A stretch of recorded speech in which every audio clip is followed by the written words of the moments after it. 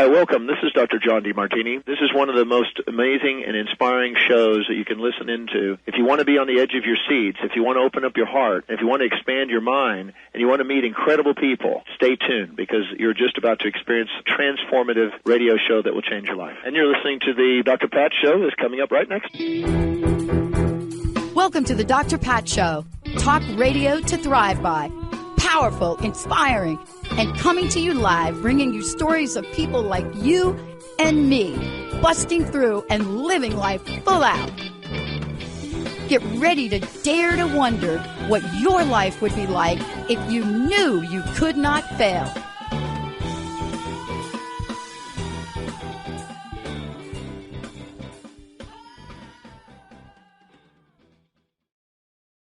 Hey, everybody, welcome. It's so great to have all of you tune us in and turn us on. Thank you so much for that.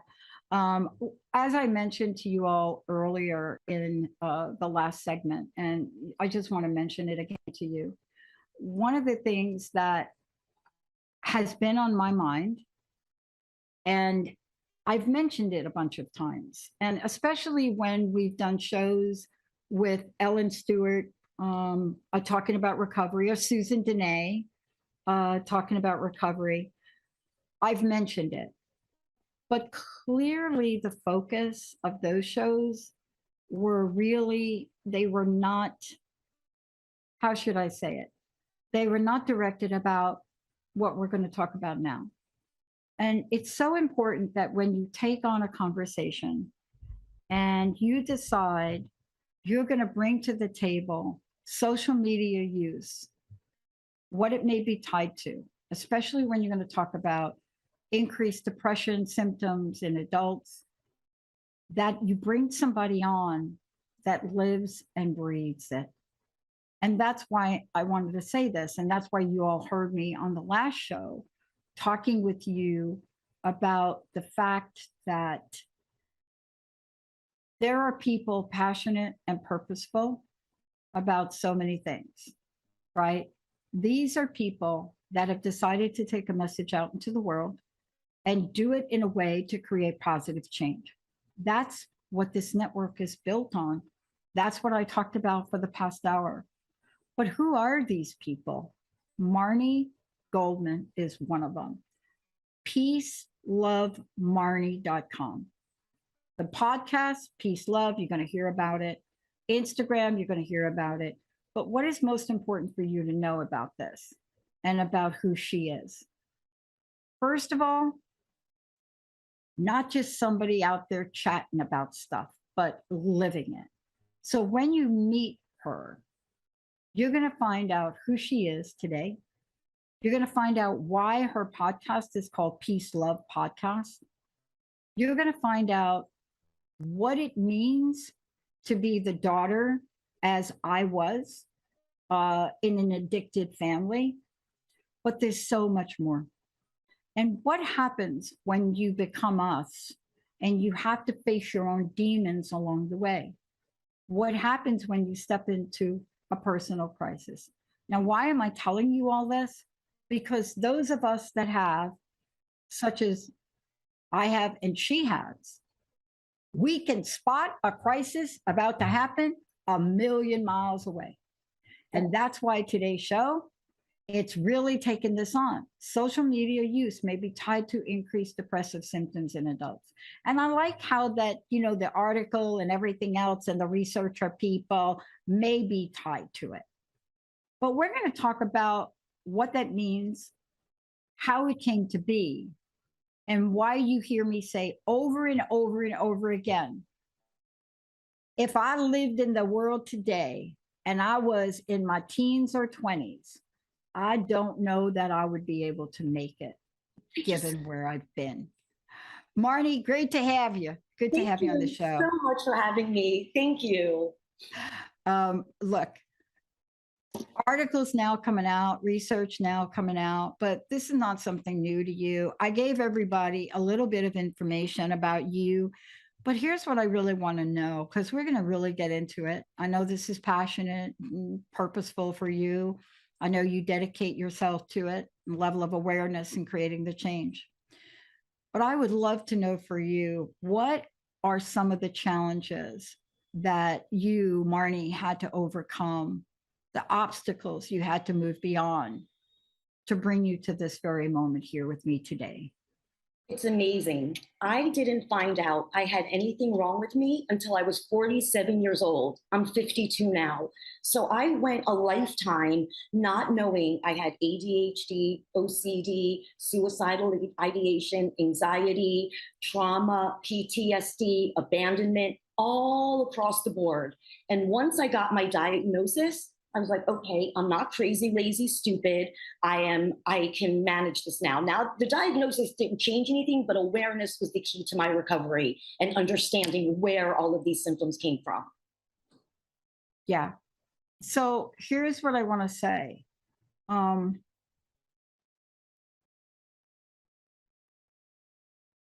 did it shape you and carve out who you are today? I think when I was left homeless at 17, that humbled me. And ever since that, my entire life, it has caused me to be the most compassionate, caring, understanding, warm human being that I was able to pass down to my daughter. Life is so tough that I think it just generated this amount of humanity inside of me, of compassion across the board for everybody. So how did that shape you now being passionate and purposeful about who you are, who the woman is today that I'm looking at here? She's a fabulous woman today. And I have to tell you, with every knockdown I've had, I wouldn't change one thing because it put me where I am today. I am able now to I talk about mental health like the weather. It is, we all have it where nobody's perfect, but it gave me this sense of purpose for the first time in my life. I feel like I have a reason to be here. People actually listen to what I have to say rather than look at me like a space cadet. So it's given me this inner confidence. It taught me to love myself and not to compare. I think self-love across the board is the one main takeaway, I think, self-love. Yeah. I mean, let's talk about the topic for today and the topic of what is happening in the world today. Just to begin with that, you know, once upon a time, we used to say the word social media, right? Okay. Because it was really like nothing. It was like a social media thing, right? And what it's grown into is a whole lot of formulas, a whole lot of things that go on out there, a whole lot of algorithms to make sure you never leave us. You never leave us. Now, is there anything really wrong with that? I'm not sure there is. But the impact of that is we fully have to understand. From your words, from where you sit, right?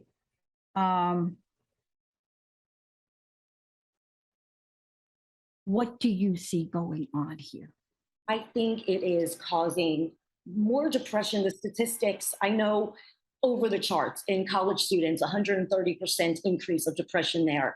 So many people, we look at social media, we compare, not loving ourselves now. Now we're looking at other people's things, not knowing their backstory, but they have this, they have that. Instead of understanding and appreciating what we have, now we're just saying, we're complaining what we don't have, thinking everybody's life's better. And I call it fake book because it's not real. I don't put things that aren't a little airbrushed or tweaked. We all fake it. And that's why I call it fake book. But as an adult, seeing people get together, not inviting me, children, looking at other things other people have, vacations, and people are really getting depressed and thinking they're missing out on life and they don't have anything when they have so much to already be blessed for. Yeah, it's hard. I mean, let's just flash back a little bit let's just flash back on a couple of things. First of all, I remember back in the day when we were looking at how bullying became important. Do you remember that? I say back in the day, so just bear with me on this, all right? Back in the day, Demi Lovato, other people, bully. That, I don't know where the heck that went, but nobody's talking about bullying anymore. I'm not sure why. I don't know if we've got desensitized. Certainly with the pandemic, we have shifted our priorities. But we are now back and we are now looking. And the idea of bullying has gotten to all new levels. And so what do I even mean by that? I mean, it's gotten to levels that it was no longer I'm in face to face with you, like here, and I'm doing the bullying thing for you. That was once upon a time, that was a thing. Now there's a whole new realm of it. And I want to talk with you about how you know. Now, if you're in the world of addiction and recovery, you can spot addiction and recovery like you could be on another planet and see it, right? If you get the radar, right? No. If you have the life that you have, and you and I have this in common, you know, my mom was an addict and alcoholic, and really not by her choice. Back in the day, what they did is they wrote women prescriptions to shut them up. Yep. Right? Yep. You know, we called them, what did they call them? Barbiturates. That was the name. Yes. Okay. But here's what I want to ask you about, because we can see this a mile away. Did you see it coming? Did you actively see it coming? You can see it. You can tell by people's behaviors, their mannerisms, the look on their faces, the sullen feeling, the depression that we notice on our family members or friends. It's very obvious, and it's very bad. Yeah. And so what we're going to really do is we're going to just lift the veil today. We're going to take a short break. When we come back, we're going to mention the article that I got and really just saw it. I read it. I wish there was a whole dissertation based on that article. And we're going to break it down. We're going to talk about what are the signs, what should you look for. We're going to talk about how you, as a parent and a friend, might want to have a conversation, right? Do you think you're going to get resistance? Do you think you're going to get some backlash from people? Do you think ... Are you even arguing with yourself right now, trying to convince yourself, oh no, like I'm not addicted, I can put down the phone? Remember the challenge I gave you in the last hour where I said, okay, no social media for a week. I didn't say a day. I think that's way too, like, I don't even know what that is. But can you go for a week? Can you not cheat? Can you be like, oh, but I got to have that one pop-up message I get on my phone? Can you do that? Are you willing to do it? When we come back, it's like being willing to give up ice cream, isn't it? When we come back, we're going to work with Marni. We're going to walk through it. Marni, how do people find about you? Let's make sure they have your website. Of course, peacelovemarni.com, just like my name. Yep, M-A-R, just so like it's an I at the end. Exactly, M-A-R-N-I. All right. When we come back, more about Marni. We'll make sure you get the website, everything. So here it is. There was an article, and it was called Social Media Use Tied to Increase of Depression Symptoms in Adults. Got that? Stay tuned. We'll be right back.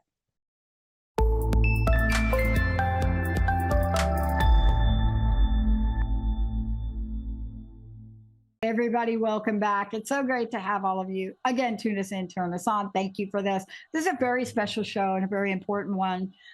You all have heard me talk about it. You know, when we had Ellen Stewart on, Benny, we talked about this kind of, but not at the depth we're going to talk about with Marni Goldman. And the reason that we're doing this is because, you know, I responded to, I think, an email, and I said to Linda, you've got to have her on the show. You just got to bring her on the show. And the reason that I wanted Marni on the show is because you're going to get to understand what this means, what you're following, how it impacts you. And even if it impacts you in a negative way, are you aware of your own, what you're doing to contribute to impacting others? Now, I want to be very careful with this because here's what I want to say. This is about addiction. That's what we're going to focus on. We're not going to tear down, we're not going to tear down the wall about what is a post that is okay and what is not, because we're living in a very different world today. And when you hear people talk to each other in a way on social media that is harmful and not disrespectful, I don't care what you're talking about. That's like a no for me. However, I'm a bit unusual. This is a norm. It's called bantering. That's why, for me, I do very little. Marni, thank you for today. I mean, look, you know what it's like. You've had children that have been affected by this. I want to talk with you about the topic, but let's start off with the signs. People are like, no, I'm not. I can put down but what are some of the signs that you could be suffering from social media addiction? when you know you cannot go 5 minutes without looking at it, when you care too much what other people are saying about you. And that's something that people want to see. How many likes, external validation, how many likes did I get? How many likes did I get? Somebody could post, an influencer can get 1,000 likes. Somebody puts it on, they keep checking, they only have 5 likes. Now they're getting depressed because their happiness is contingent upon how many likes they get. So people are I see it, they're fascinated. How many likes? Check our status. Do people like it? Do people share it? So that is like one of the main addictions, and people just don't want to miss out. I don't understand it. I watch myself sometimes do it. I watch my children do it. It's like our oxygen. It's our oxygen, but it's also, I tell people what people say about you is none of your business. So I wouldn't want to know what people are posting. Other people do. And I think that's why they keep looking and looking to see if something comes out of it. And so, I mean, that's just one sign, right? Where you absolutely cannot put down your phone. Let's talk about what's underneath what you just said for a minute. Phone, whatever the device is, I don't know what you're using. Social media, you can like do anything. I mean, I think you could like even do it from a watch now. So the point is this, you just can't put it down. You just can't not do it. So here's what goes on. So here's another little thing to think about, because this goes across the board for drugs and alcohol and food. There's this underpinning that happens where even if you do, or you have to, you go to school, you leave your phone at the door. You go in some businesses, no phone. We have a note right here. I know how addictive this is. And honestly, my business development coach has told me I should collect everybody's cell phone at the door. Why? Because it is that. And it's so bad between texting and social media that people can't control their urge. So I want to talk to you about the urge. Everybody wants about the urge to drink. Great. Everybody wants to talk about the urge to use drugs. It's more than that. These are dependencies. But isn't social media now falling into the category of a dependency of sort that creates an urge that affects people chemically and emotionally? That self-validation people look for, I think, on social media. One, you can look at it in 2 ways. Watching people that we don't like, and that constant reminder is going to make us depressed. I don't want to say stalking, but that constant looking. I mean, people go on social media. My daughter, I cannot stand it. We're walking through New York, her head's down. I never see her eyes. I only see the top of her head. She cannot walk the streets of Manhattan without looking at that phone, taking pictures of their food, everything. People just want to show off their lives. And I don't understand. I'm a very private person. I don't do that. Everybody just takes their phone and shows the world and tells everybody what they're doing, and then goes back to see who liked it, who didn't like it. Yes. So we're going to get down to some fun stuff now. So social media, you're probably thinking friend or foe. Here's what I want to say about it. For me and the mission and our team here, and you heard us talk about this on the last show, Benny, all y'all. So you heard us talk about our mission never changing. Because what I get asked is a question, why, Pat? Why do you want to expand the channels like that? And I said, my mission has never changed. 20 years, it's been the same. The show was called Crust Busting Your Way to an Awesome Life. I'm sorry, that has been the message from day one. You hear people like my friend passed away, Olivia Newton-John, talk about it. We have never changed our mission. We have gotten bigger because we've asked all y'all what you want more of, how do you want it, and how fast you have it, and it's coming in January. So that's that. We've also battled with how are we going to handle social media? Because right now we handle it very moderately, but it is very clear that we need to do something more. But here's what we need to do. Is it friend or foe? In our case, we have found it friend in so many ways. Now, when does it become a foe? And so let's talk about some of this, because the research says that people using social media since the pandemic, let's be clear, and you can understand why, Marni, right? I mean, you have no social interaction, right? Yes. I mean, what are you going to do, right? But here's what happens. It's gone up. It went up 20%. And then it's going up further and further and further. But now we're getting reports, symptoms of anxiety and depression. And we cannot connect the dots in a way that makes sense to the people listening today to really give them the message, please look at this, right? What's your experience with it? You're seeing it, I'm sure. And I know you saw the statistics. Oh, it's crazy because what people tend to do, myself included, it's that comparing and thinking other people are living a better life than us. And that it's very easy to stay in that dark place and that woe is me and that pity party rather than pick yourself up and be grateful and everything else. For me personally, there was a time, there was a New Year's Eve party in my neighborhood and everybody was invited. Everybody, friends of friends of friends. I was not. And I woke up that morning and I saw it on everybody's social media. I don't think I left my house for a couple of weeks. How could they do this to me? This is my friends. And it was horrible. I wish I didn't know. So all of these, whether people celebrate or go out for dinner or whatever, we look at it and we think, wow, look at all that they have. But we're not only taking that one little piece of a fake picture and thinking our whole lives are horrible, contingent on that one little post somebody does. But it could be very depressing. Very depressing.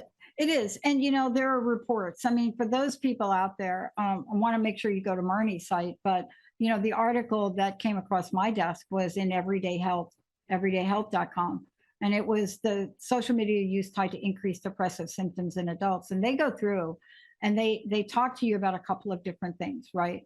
But more recently, Marni, and let's jump to this if we could. More recently, there have been new platforms that have been launched. And the new platforms, right? We're trying to tease this out a little bit. We're trying to say, okay, Facebook over here, right? Been around, okay. But there are new platforms now that they're saying, I'm going to read it. I just want to read it because I don't want to be deleted from this. I don't want YouTube or anybody to delete what we're talking about. So I want to cite this. In the article, Social Media Use Tied to Increased Depressive Symptoms in Adults, dated in 2021. This is when this first came out. I'm waiting for an update on this. So we need to get an update on this because it's outdated. But still, when you go here and you look at this, there are many more articles on it. This is what I'm reading from. When we look at it, they're looking at new platforms. So this is what it says. The year has brought an increase. I'm taking the direct quote out of this magazine. The year has been an increased awareness about the potential harm that social media platforms like Instagram and TikTok can have on teens' mental health. I'm just going to hold that. Now, we know now, Facebook whistleblowers, testimony before Congress, then another Facebook comes under fire after whistleblower and leaked documents. I mean, we can go on and on again.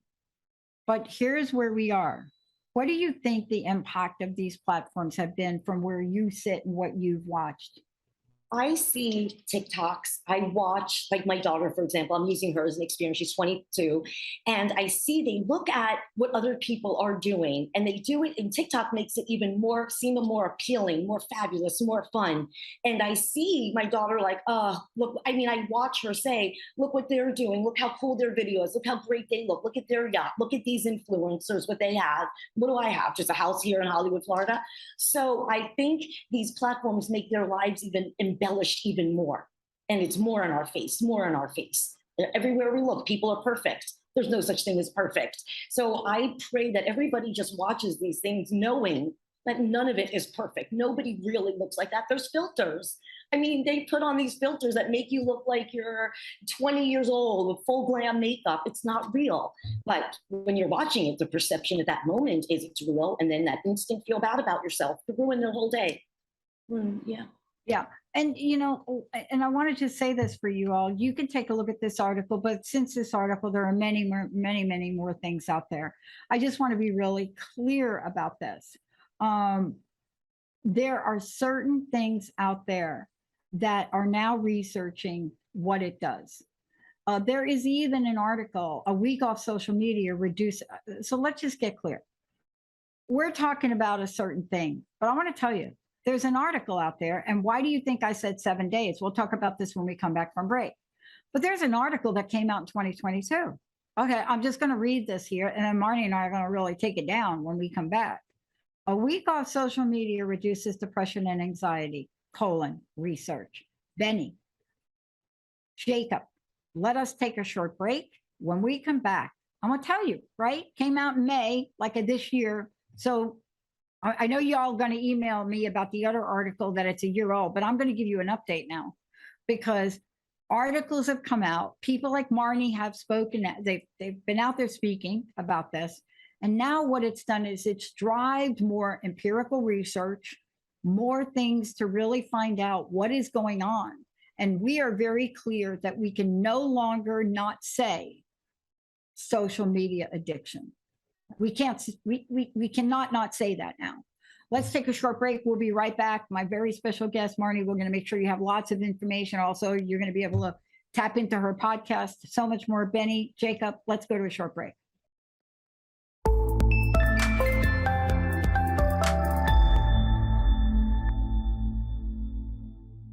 Welcome back. So great to have all of you tune us in. I'm Dr. Pat. You're listening to the Dr. Pat Show.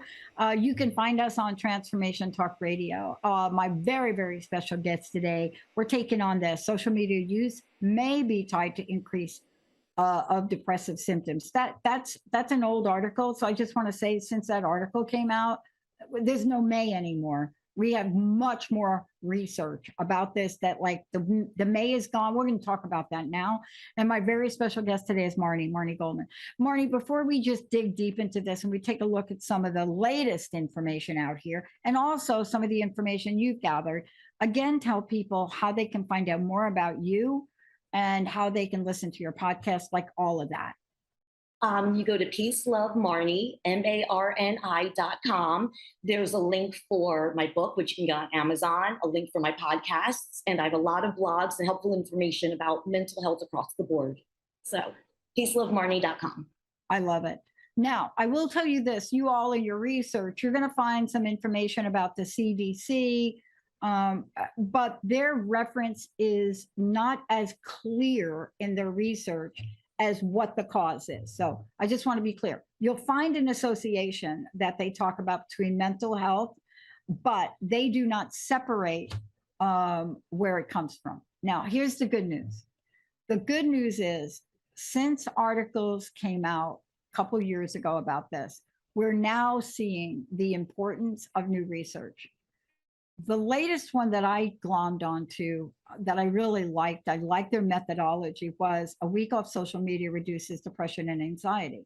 Now, why do they say that and how could they say that? Because they used empirical standards to set the study up, to study the people. They used a complete measurement scale. This was real research.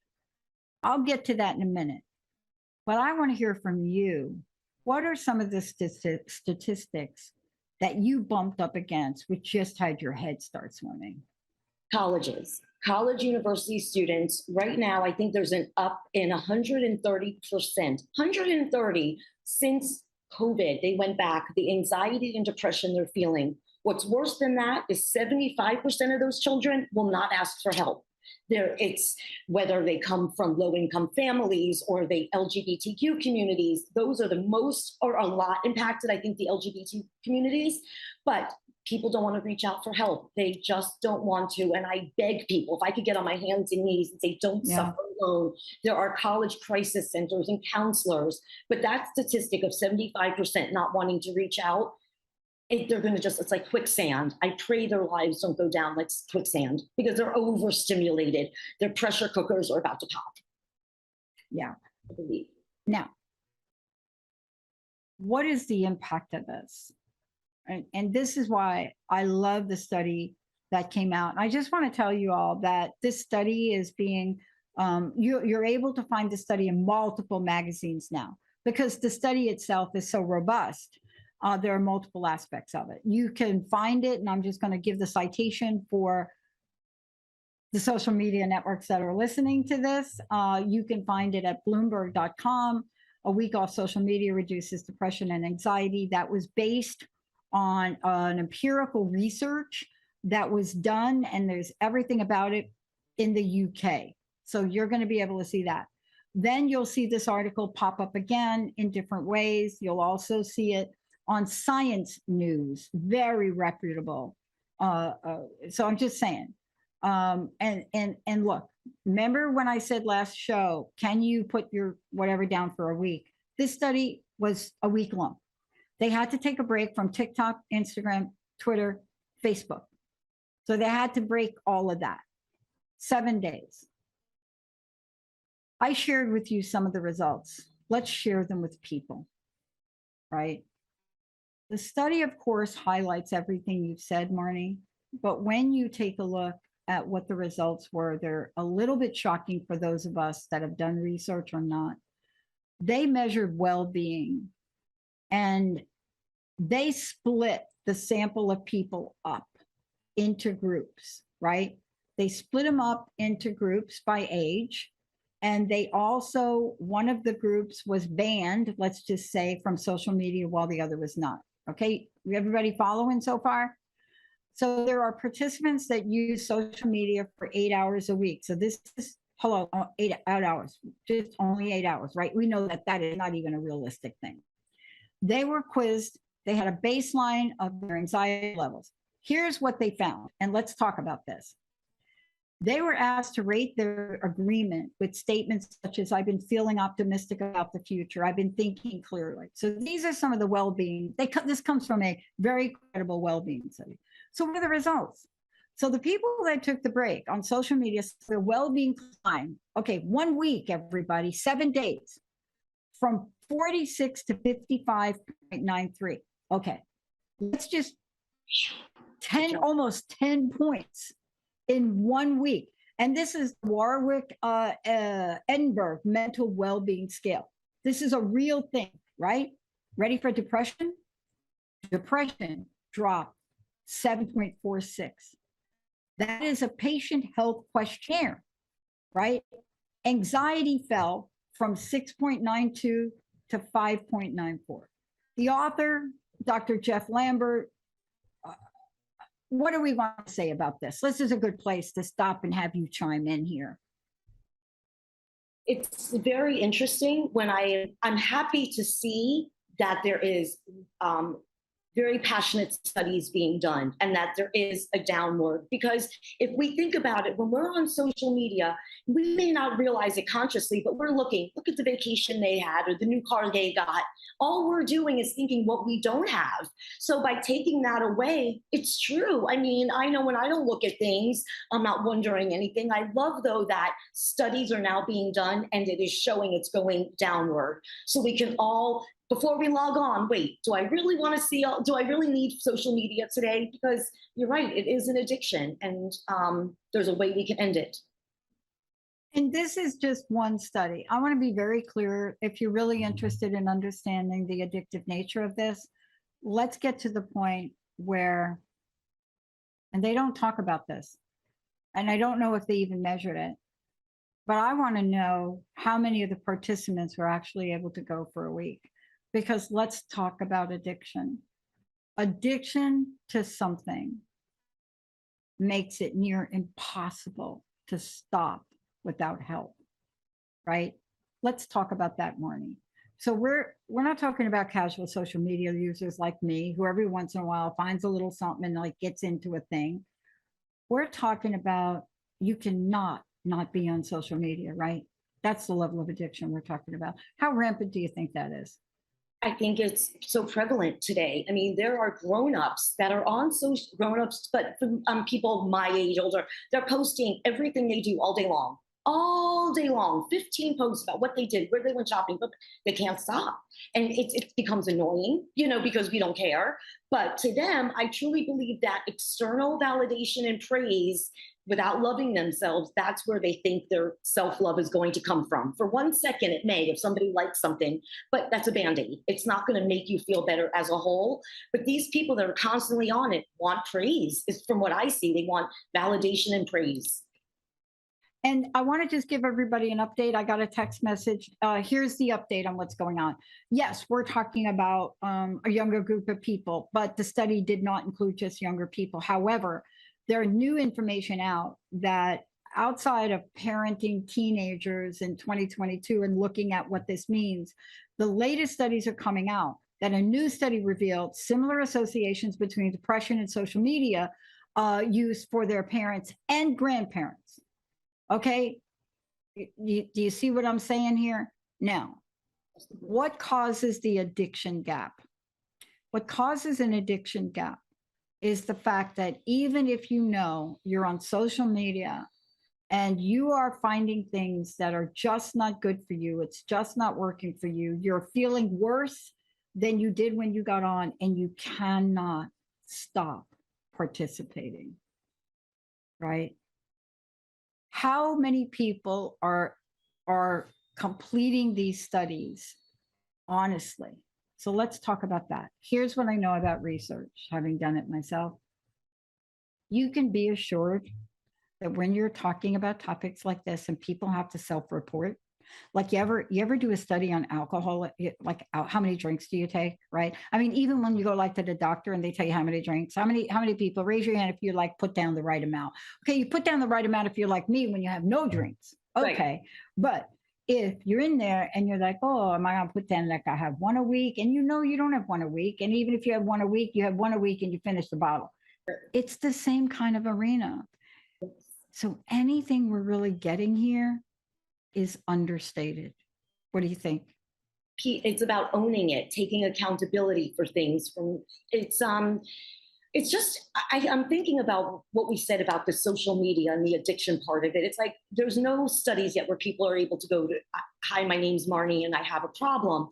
But when you see how it affects your family dynamic, like I think how I'm constantly yelling at my daughter, put your phone down, my kids at the dinner table, you see people, families sitting at a dinner table, they're all on the phone. There's nobody that's saying, put the phone away, because we're doing it as parents. And then we all end up arguing, and it's become very annoying, very annoying.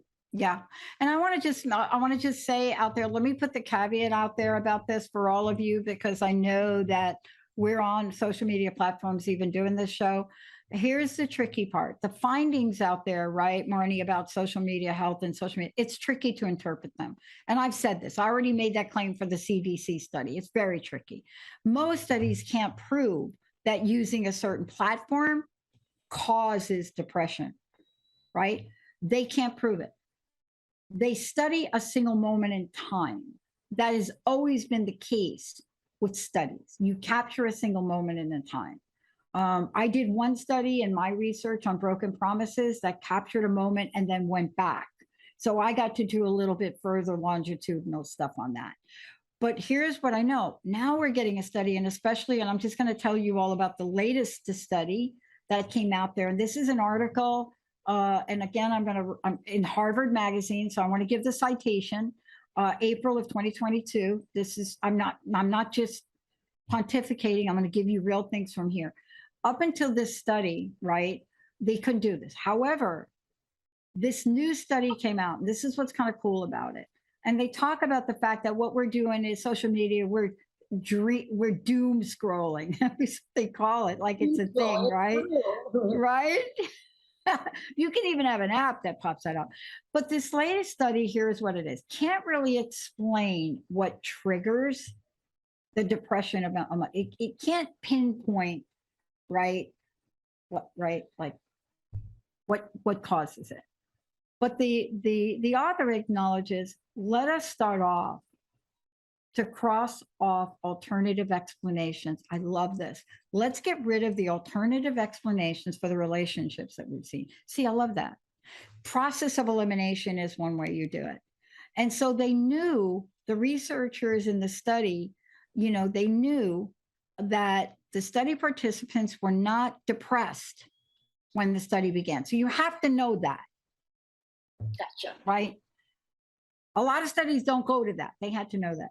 But the analysis also showed that these people, the participants, news sources, number of social media, social supports, face-to-face time with others, did not affect meaningful levels of depression.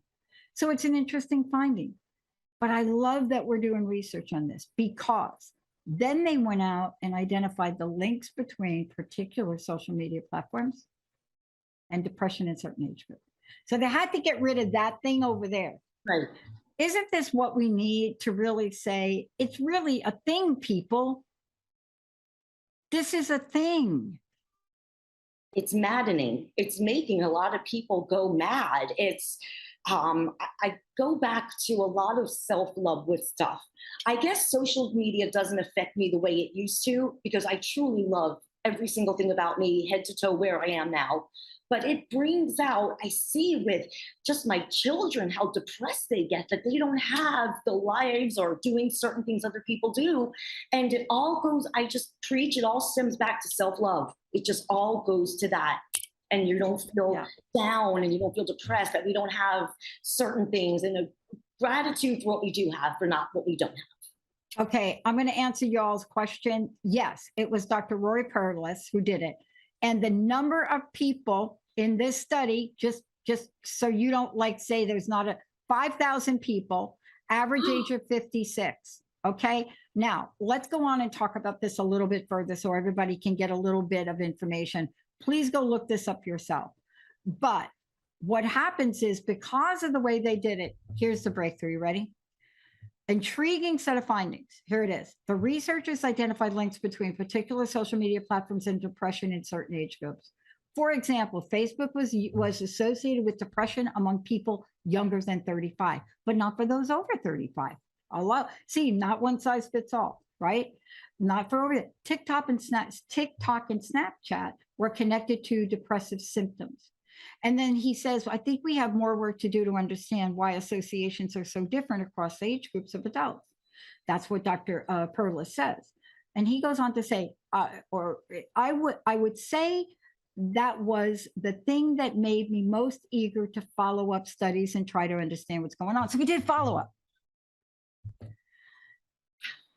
This is where we have to break it apart so we stop generalizing, right? This is the thing. And he says again, the study can't confirm why, but I'm going to take a shot because you took a shot. Does the why have to do with addiction? Here you go. You ready? He goes on to say, what seems to be the case in kids is probably true in adults, constantly looking at images of people who appear to be happier than you and more successful than you, who generally seem to have a better life than you, certainly doesn't make most people feel better. And he goes on to say, a barrage of negative images isn't likely to help either.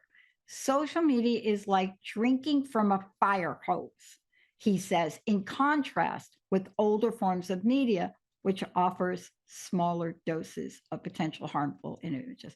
Now let's just talk about that. What does drinking from a fire hose remind you of? Addiction, right? So what he's saying and not saying it is, if you can't put that phone down, you are exactly what this researcher is talking about, right, Marni?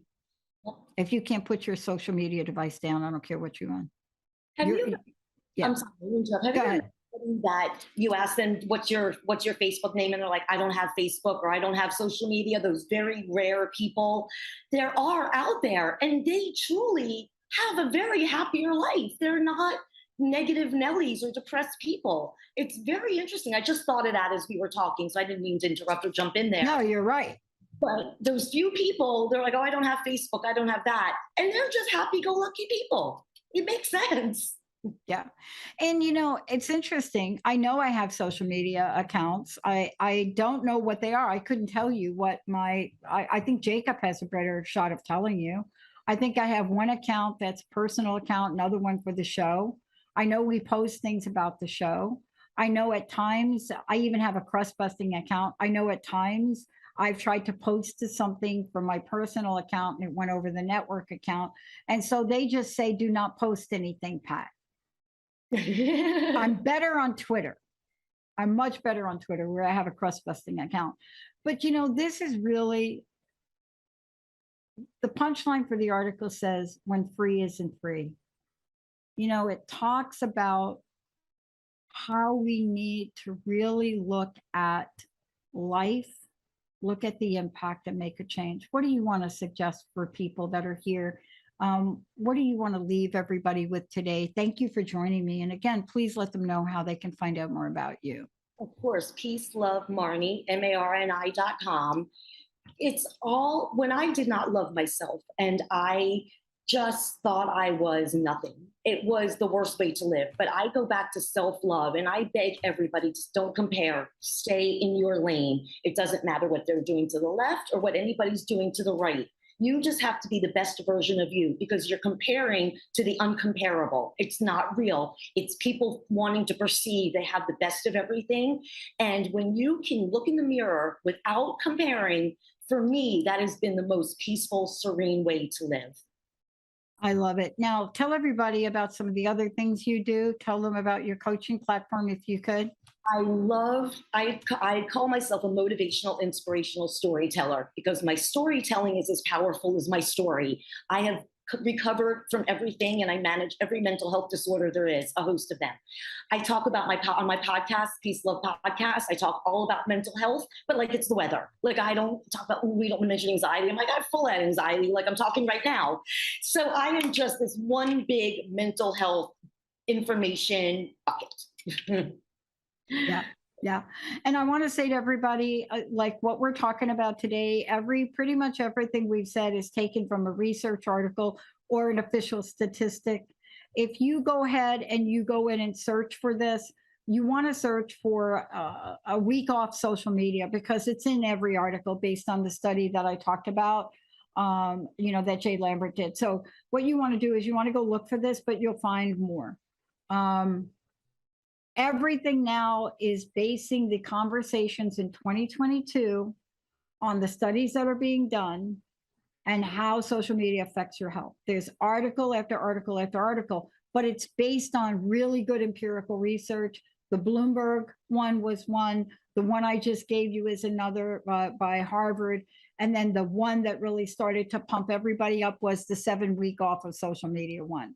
So for those of you out there, all of these are available. Everything we've talked about today in the show was taken from either a national statistic, because those are out there too, or these research articles, which you can find on their own. And we did our best to, use a citation so you could find them. Marni, thank you so much for everything. Thank you for what you're doing. Thank you so much. Last question, what's your personal message? What do you want to leave everybody with? Stay true to who you are. Just stay true to who you are. It doesn't matter what anybody thinks. That's why I named my book True to Yourself, because if I didn't stay true to who I am, the right people would not be able to find me. So stay true to who you are. I love it. Marni, everybody, I'm Dr. Pat. Thank you, Benny. Thank you, Jacob. And thanks to all of you. This, I know, is a topic that's on your mind.